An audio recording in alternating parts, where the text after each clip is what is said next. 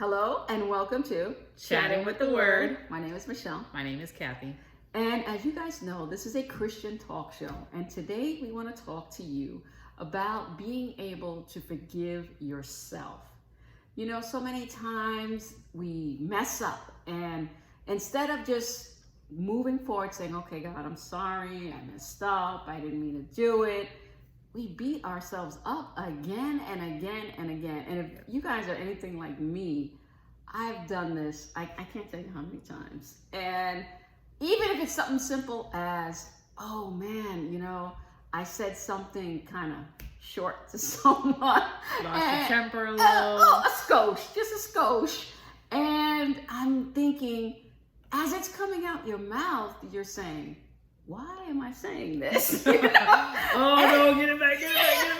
And you can't, once it's out, you can't take it back. Sure. And then you walk away, and all I keep thinking to myself is, I can't believe I said that.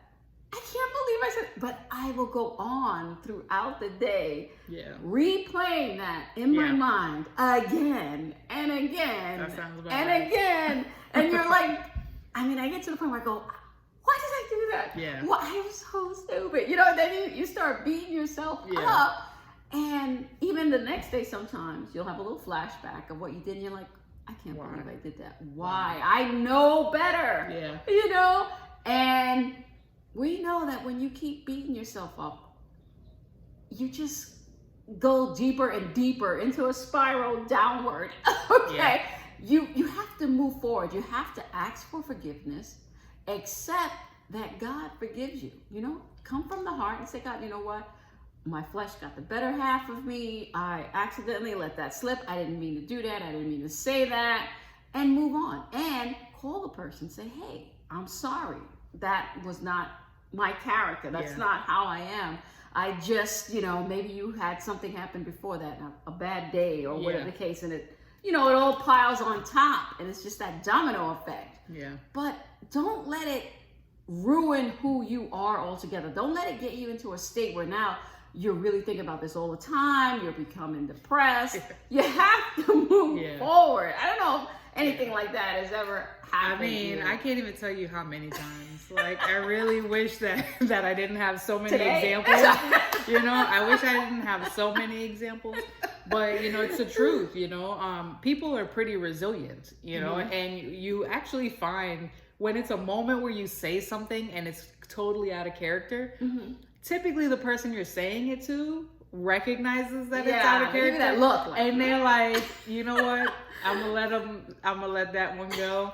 And so you're calling them 5-6 times. Hey, I just wanted, you know, I don't know if you remember what happened 7 days ago, but I wanted to apologize again. And they've moved on. Exactly. And you're still sitting here holding on to all of it, you know, and eating you up inside for something that they don't really even think is that big of a deal. But yeah, I've had to do that a lot. When I first started walking with God, one of my biggest areas of opportunity for improvement was anger. I was so quick to get angry, but primarily with my family. You know, anybody outside of the house would tell you, nah, that don't even sound like Kathy. Kathy's not like that. Kathy's always laughing. And even at home, I'm laughing a lot. I crack a lot of jokes. I just like to have a good time. But I had a very short fuse with my family. And so at first I was finding I was having to apologize all the time, because I'm like, how am I ever going to spread the gospel with my family if all they know is this angry person, you know? You know, and there was a lot of things that I had to, you know, apologize for. And I would go back in my head like, man, they're probably going to think like there's no transformation in the Lord happening here. Like, who is this person, you know? And I would keep going back in my head, and my family's just like, well, we understand that, you know, it takes time. It's a behavioral practice that has to change, right? So habits take like 21 days to break. We understand that it's something you just got to work on, you know, but I'm going to call you on it so that you can work on it, you know, but I was holding it inside, and I would keep apologizing for the same thing over and over again. And so many times when someone does something to you, you know, and you're not responsible for the whole situation, you know, it was really by somebody else's hand, we're better and quicker to forgive, you know, with that. But then when it's you, when you did the thing that, you know, caused the bad situation, caused something negative to happen, and like you said, totally out of character for you, then that's when you like beat yourself up Yeah. so much. But the key to remember is we're not perfect. Yeah. And it's like everything though, right? Yeah. Isn't it like we can pray for blessings for other people that we don't think the Lord will ever do for us. We can, we can pray for a husband for someone else, but then feel like the Lord will never provide one. Well, that's not my prayer, just so y'all know. But as an example, just for my friends that are watching, because I know they always got jokes. But you might be praying for like this crazy opportunity for someone, but in the back of your mind, you believe that the Lord could do it for them, but not for you. And it's the same thing with forgiveness. Like I can rationalize how you could get that upset, but not how I could get that upset. It's so true. Or how you could make a mistake, but not how I made that same mistake. It's really, it can be very difficult. Even with healing. Now, I'm going to mention that I pray for so many people for healing. What about me? Yeah. I don't even remember half the time to pray for myself for healing. And then sometimes, you feel like, well, should I? Should I? They have bigger problems than me. I'll pray for them. But you know what? God is concerned with everything. Yeah. It could be a toothache, a headache. It doesn't matter. Yeah. We can all pray for one another. And the thing that gets me too is when you make a mistake and the first thing out of someone's mouth is, and you call yourself a Christian. Yeah. That is so funny because that would be the first thing out of my mouth when I said something dumb. I'd be like, and I call myself a Christian. Yeah. And these people ain't gonna believe I'm a Christian because I just said this and I was upset, but it came out and now I can't do anything about it. Exactly. But it's natural. Look, Yeah. We all make mistakes. We all mess up, but we serve a great and mighty God. And God is not the God of one and done.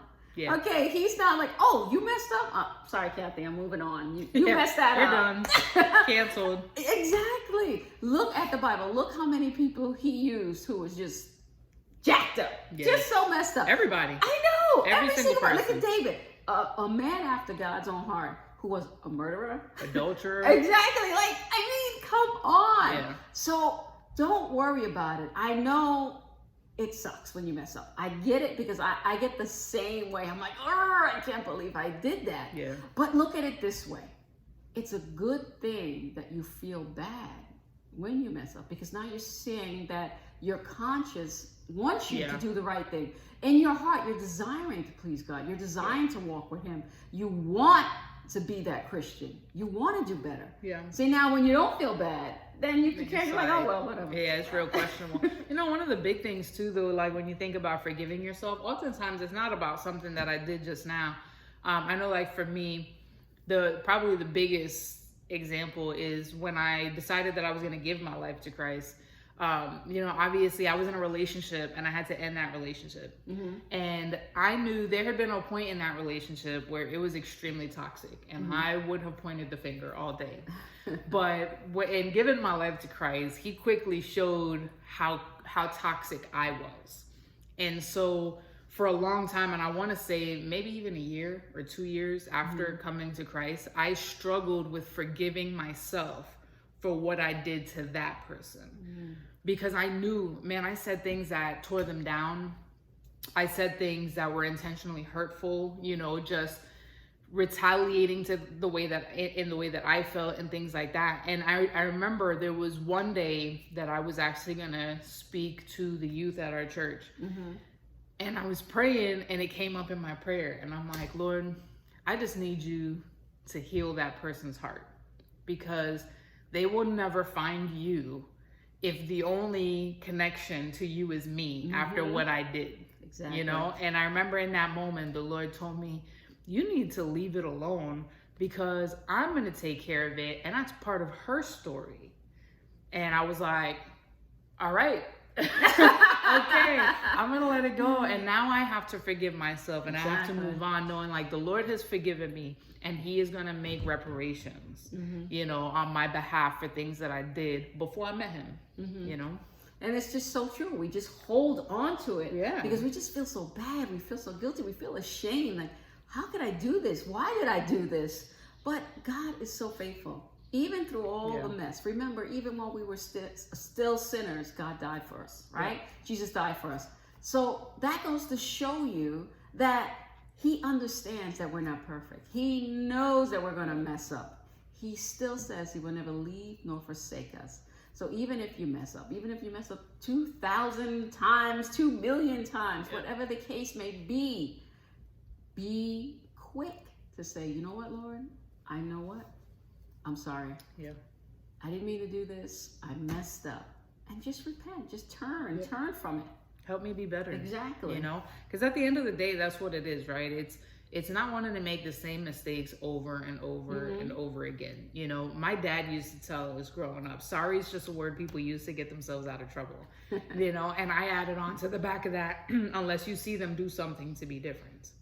You know, and so that's like the big piece, right? Is if you're doing something to be different so that you're not continuing to make that same mistake over and over again, you can't just, you know, spout off at the mouth and say, Lord, forgive me, and I'm gonna forgive myself, and I'm gonna do it tomorrow, and then the day after, and the day after, and I learned nothing from it. This is now who I am when people see me. But when people see that I've made a mistake and I'm going to forgive myself, but I'm going to do what I can to make sure that I'm not continuing to do that. People see that. And that's what points them to the cross.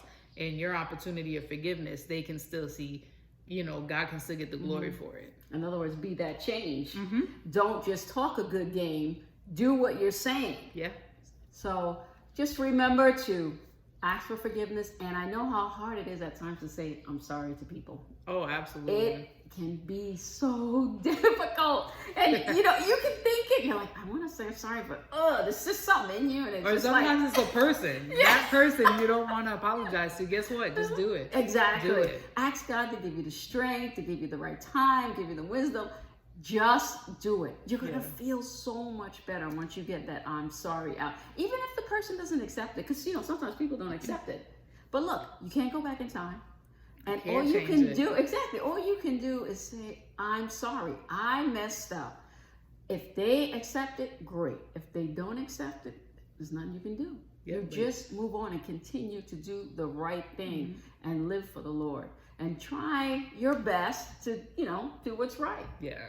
And forgive yourself. And it means, I remember that, like, if you've really forgiven yourself about it, then the next time something different happens, you know, you're not going to bring this back up. The same way as if you forgave someone else. You know, if I forgave you for, you know, hurting my feelings, and I forgave you for the last argument we had, you know, then when I trip over your shoes in the living room, which I've told you to put somewhere else 5,000 times, I'm not going to then turn that into an argument about the last argument we had and the time you hurt my feelings, because I forgave you for that. It's the same thing, right?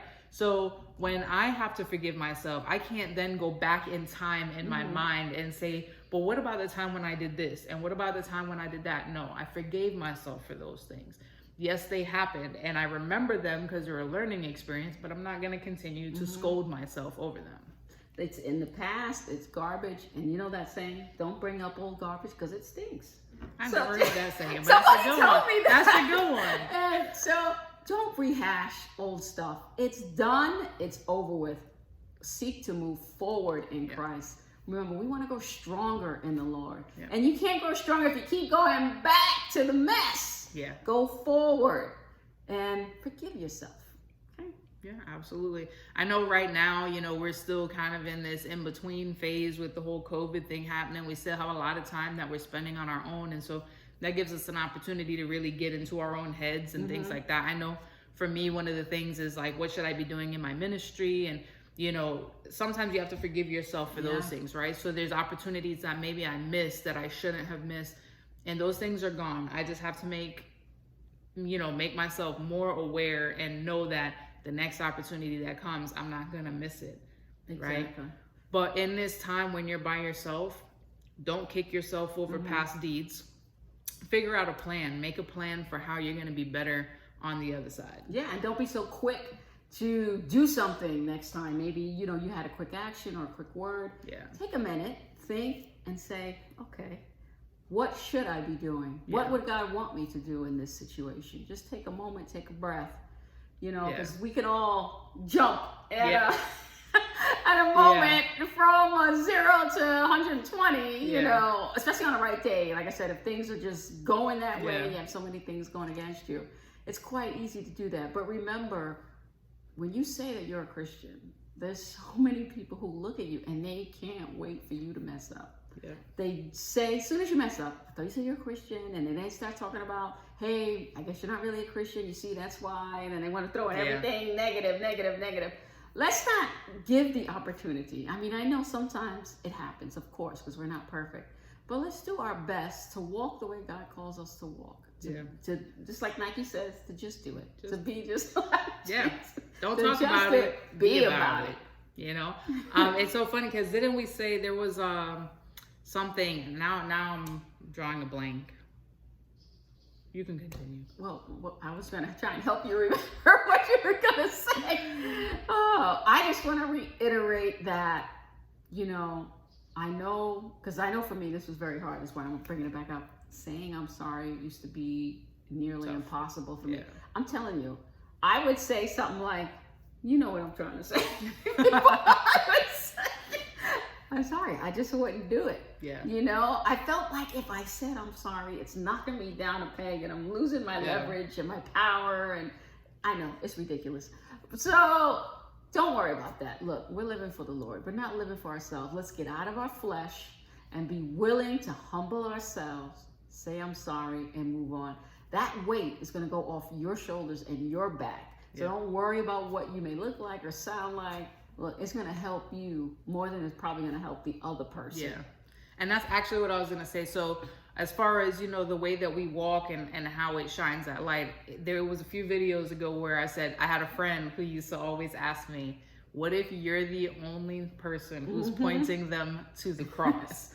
What if your apology shows them what grace looks like, right? What if your apology for that misstep shows them, hey, Christian does not equal perfect, but accidents happen and we do make humanly decisions. However, the Father doesn't turn his back on us when we do. So live your life like, what if I'm the only one who's going to point them to the cross?